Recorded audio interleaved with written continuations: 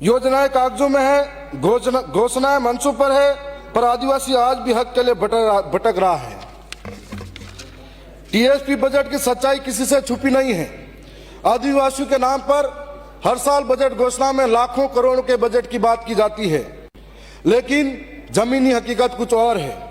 इससे भी अधिक पीड़ा इस बात की है कि जब ये गंभीर मुद्दे सदन में उठाए जाते हैं तो जिम्मेदार मंत्री महोदय समाधान देने की बजाय विपक्ष को कोसने में अपना समय बर्बाद करते हैं।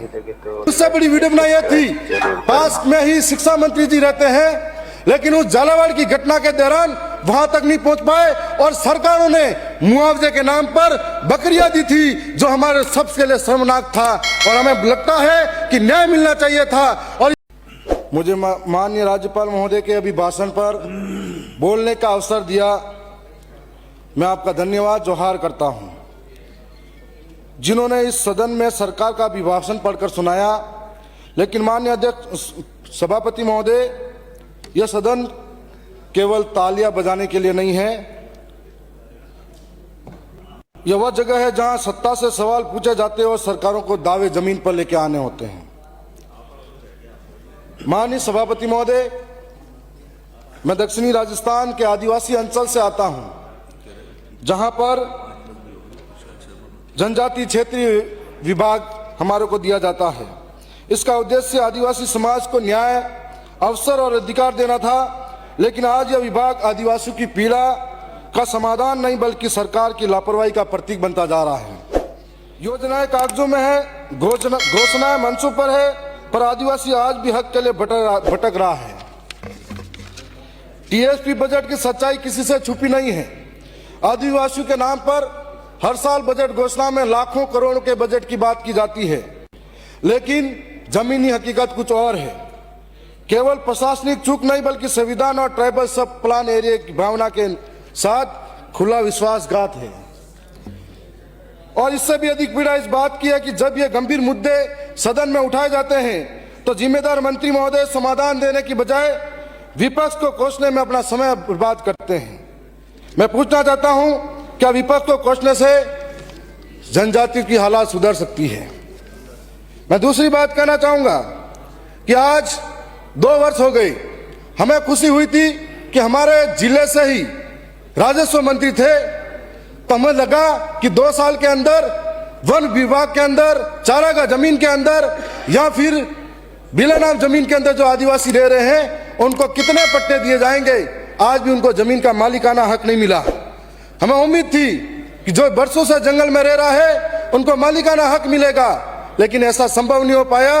मैं दूसरी बात कहना चाहूंगा कि आदिवासी अंचल को या शिक्षा की बात हो, जहां पर थोड़े दिन पहले झालावाड़ के अंदर एक घटना घटी थी, हम सब का दिल दहला उठा था। सिस्टम भ्रष्ट सिस्टम के मलबे में जिंदगियां दफन हो गई थी। लेकिन ये थी, पास में ही शिक्षा मंत्री जी रहते हैं, लेकिन उस झालावाड़ की घटना के दौरान वहां तक नहीं पहुंच पाए और सरकारों ने मुआवजे के नाम पर बकरियां दी थी, जो हमारे सबके लिए शर्मनाक था और हमें लगता है कि न्याय मिलना चाहिए था। और इसके बाद में 2 साल होने के बाद सरकारें शिक्षा के नाम पर नई स्कूलें तो नहीं खोल पाई, लेकिन कई स्कूलें मर्ज कर दी, जिसमें आज यह हालात है कि आदिवासी अंचल के अंदर जो बच्चे हैं 5-5, 6-6 किलोमीटर पहाड़ों से, पगडंडियों से जाना मुश्किल है। तो ऐसे में निजीकरण के तौर पर प्राइवेट स्कूलों को बजट देने का काम तो किया, लेकिन गवर्नमेंट स्कूलों को बजट नहीं दिया गया। मैं ये भी कहना चाहूंगा कि प्रदेश की सरकारों ने हरियाणा और राजस्थान के नाम पर अनगिनत पेड़ लगवाए, शिक्षकों को उसमें लगवाया, अनगिनत पेड़ों के नाम पर आज जियो टैगिंग करवाई। असल में जाकर देखा जाएगा तो एक भी पेड़ वापिस सामने नहीं आ पाएगा। हरियाणा और राजस्थान के नाम पर आज जो अरावली है, उसके हम लोग अरावली से निकल कर आते हैं, वो अरावली प्रकृति को शुद्ध करने का काम करती है, पर्यावरण को बचाने का काम करती है, लेकिन माननीय सुप्रीम कोर्ट द्वारा जो अलग डेफिनेशन दी जाती है, आज भी स्पष्ट तरीके से नहीं कहा गया है कि अरावली बचेगी नहीं बचेगी। उदयपुर से लेकर जयपुर तक आज अरावली को खतरा है भूमाफियाओं से, जो दिनों दिन खत्म होती जा रही है और भूमाफियाओं द्वारा लगातार इसको हड़पा जा रहा है। मैं ये भी कहना चाहूंगा कि आज खेजड़ली बचाओ के नाम पर भी बड़ा आंदोलन चल रहा है। जब इसके लिए भी हमें आगे आना पड़ेगा। यदि पेड़ नहीं बचेंगे तो पर्यावरण को खतरा होगा। दूसरी साथ साथ में राजस्थान के अंदर एक डुंगरी बांध को लेकर बड़ा आंदोलन चल रहा है। जब डुंगरी बांध की बात आती है, हम विकास के विरोधी नहीं है, विकास होना चाहिए, पानी सबको पहुंचना चाहिए, लेकिन यह भी सच है, कई लोग बोलते हैं 76 गांव उजड़ेंगे, कई लोग बोलते हैं 12 गांव उजड़ेंगे। आखिर एक घर भी उजड़े तो क्यों उजड़े, इस पर सोचने वाली बात है। आज साथ साथ में यह भी कहूंगा कि दक्षिणी राजस्थान के लिए टीएससी का प्रावधान है, ट्राइबल सब प्लानिंग एरिया के नाम पर जनजाति सलाहकार परिषद बनी हुई है, जिसके प्रधानाध्यक्ष मुख्यमंत्री महोदय हैं।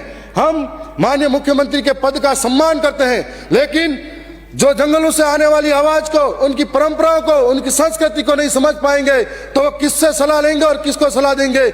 इसलिए ट्राइबल सब टीएससी का प्रधानाध्यक्ष ट्राइबल ही होना चाहिए। इसके लिए हमें एक नया कानून बनाना चाहिए।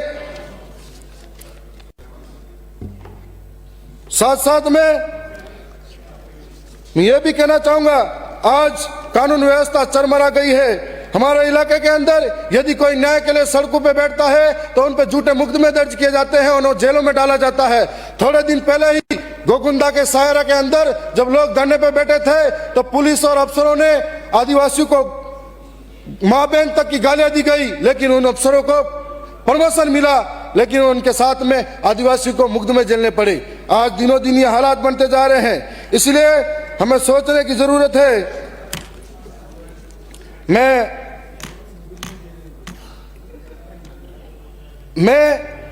आए दिन आदिवासियों के साथ में हो रहे इस तरह के कुटाराघात की वजह से ये कहना चाहूंगा कि हम लोग अलग से प्रदेश की मांग इसलिए कर रहे हैं कि जहां पैसा एक्ट की बात हो, 5वीं अनुसूची की बात हो, जहां धरातल पर आज भी लागू नहीं होती है। यह मांग किसी दल की नहीं है, यह मांग संविधान की है, यह मांग आदिवासी अस्मिता की है। आवश्यक हो गया है कि भील प्रदेश का गठन की प्रक्रिया शुरू की जानी चाहिए। अब मांग नहीं फैसला है, अब सहाना नहीं बदलना है। यह मांग अलगाव की नहीं है, न विद्रोह की है, यह मांग सम्मानजनक स्वशासन की है। संविधान के भीतर रहकर संविधान की आत्मा के अनुसार भील प्रदेश का गठन इसीलिए आवश्यक है। मैं यही कहना चाहूंगा कि सरकारें आदिवासी इलाके के अंदर जो युवा आज जब भी सदन चलता है तो इसकी तरफ टकटकी निगाहों से देखता है कि हमें नौकरी मिलेगा, नौकरी के अंदर बहुत बड़ा घोटाला और धोखा होता है। यह सरकार इन पे आरोप लगाती है, यह सरकार इन पे आरोप लगाती है, और हर बार नौजवान युवा ठगा ठगा महसूस करता है। पेपर लीक नहीं होता, लीक होती है तो उनके भविष्य, उनकी जिंदगियां लीक होती है। जो हमारे इलाके से बच्चे हैं जो महंगी फीस भरकर पढ़ाई लिखाई करते हैं, अगर पेपर लीक के बारे में सुनते हैं तो अपने आप में बड़े दुखी होते हैं। इसी के साथ में ट्राइबल इलाके के अंदर जब पूरे प्रदेश के अंदर सब जगह से डीपीसी हो जाती है, 3rd ग्रेड की डीपीसी आने भर्ती में, लेकिन ट्राइबल इलाके के अंदर डीपीसी के नाम पर उनके साथ में ये धोखा होता है। तो मैं यही कहना चाहूंगा कि आज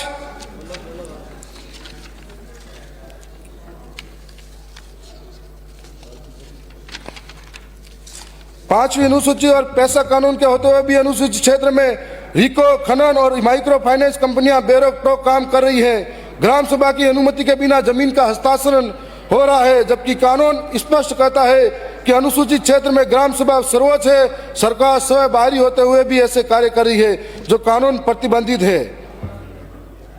अंत में यह भी कहना चाहूंगा कि वन अधिकार अधिनियम 2006 का क्रियान्वयन जनजाति विभाग की सबसे बड़ी विफलता है। पात्र आदिवासी आज भी अपनी पुश्तैनी जमीन के अधिकार से वंचित है। सामुदायिक वन अधिकार तो जैसे विभाग की प्राथमिकता सूची से बाहर कर दिए हो। आज पैसा कानून को ताक पे रखकर लगातार आदिवासियों को विस्थापित किया जा रहा है, कभी खनन के नाम पर, कभी विकास के नाम पर। उदयपुर के अंदर भी लगातार यूडीए, यूआईटी के नाम पर आदिवासियों के घरों को उजाड़ा जा रहा है और कोई भी बोलने को तैयार नहीं है, खामोश है। आखिर आदिवासियों की जिंदगी इतनी सस्ती थोड़ी है। कभी आज सरकारें आती है जाती है, लेकिन हमारे साथ हमेशा सौतेला व्यवहार और भेदभाव होता है। मैं कहना चाहूंगा कि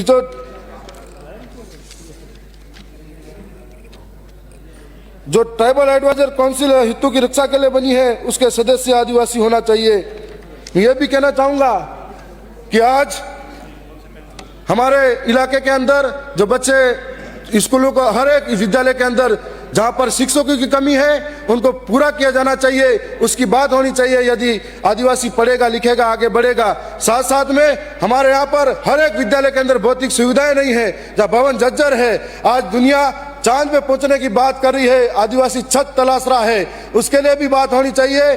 जहां पर आदिवासियों के साथ में लगातार कुटाराघात होता है तो सरकारें खामोश हो, ये नहीं सहन हो सकता है। इसके साथ में न्याय होना चाहिए। आज जिस प्रकार से आदिवासियों का विस्थापन हो रहा है, जिस प्रकार से आदिवासी अपने हक के लिए बात कर रहा है, जिस प्रकार से बेरोजगारी बढ़ती जा रही है, जिस प्रकार से नौजवानों को पीड़ा झेलनी पड़ रही है, उस पर सरकारों को गंभीरता से सोचकर बात करनी होगी। धन्यवाद। श्री भैराराम।